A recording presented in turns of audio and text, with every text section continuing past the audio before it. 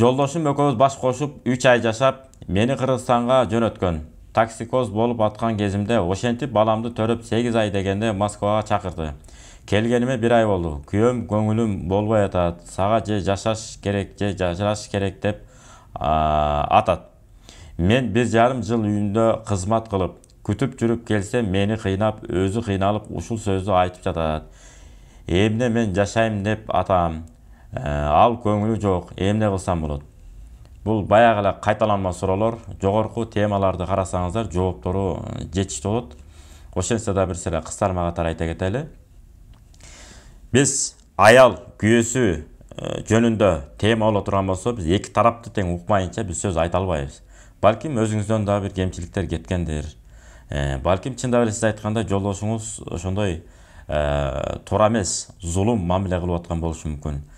Ошондуктан күйөөгө тийип атканда өзүм билем мага жакты деп тийгенсиз. Демек өзүңүз билип жаккан болсо ошол бойдон жашап кетиш керек. Илгери ата-бабалар териштирип, кандай бала, бул аталыкка даярбы, күйөөлүккө даярбы, кызыбызга боорукерлик, айкөлдүк менен асырап кете алабы, кете албайбы деген суроолордун негизинде сынап көрүп күйөө баланы. Анан кийин кызын берген, убадасын алып, урбайсыңбы, чаппайсыңбы, багасыңбы, карайсыңбы, мойнуңа аманат кылып аласыңбы деп бүт баарын жооптор мойнуна жүктөп туруп анан берген. Эми кандай болгон күндө дагы аял киши өзүнүн деңгээлин жогору, кайсы жагынан аялдын сыпатына мындай көрүп бере турган, аялга бир пайда бере турган, илим болобу, билим болобу, адеп акылак, жүрүш туруш, кийим кече, тамак аштын түрлөрүн жасоо боюнча аял киши өзүнүн деңгээлин өзү көтөрө бере турган болсо, балдарыңызга мыкты тарбияны бере берсеңиз, Кудай буйруса жолдошуңуз келет, келбей койбойт.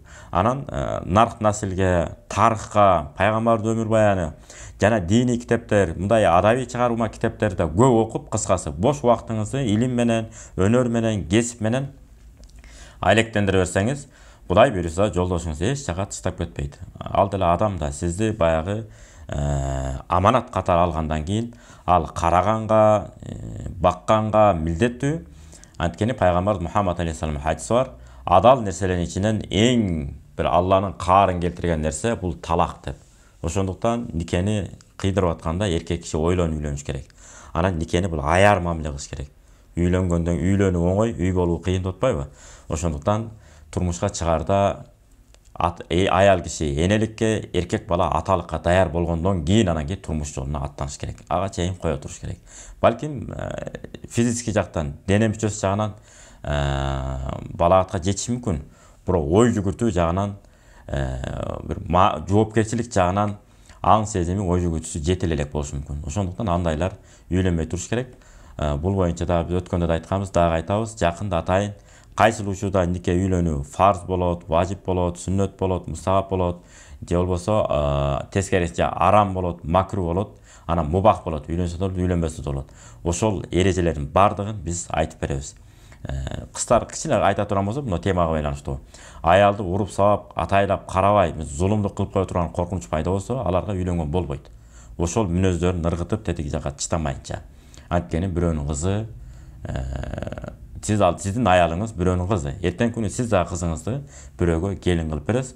Ошол учурда күйөө балабыз жыпылдап, лыпылдап, келиңиздер кандайсыздар деп кайната кайнени сыйлап, ошол учурда кызыбызды дагы эмне өзүнүн ордуна коюп, сыйлап, бапестеп карай турган болсо, кандай жагымдуу көрүнүш. Ошондуктан Хасан радыйаллаху анху керемет сөз айтканда, кыздарыңарды ыймандуу жигитке бергиле. Эртең күн ал үйлөнө турган болсо, кызыңарды сүйүп жашайт, ыймандуу жигит ала турган болсо. Же болбосо таштап кетпейт деген. Ажырашпай жашайт деген мааниде.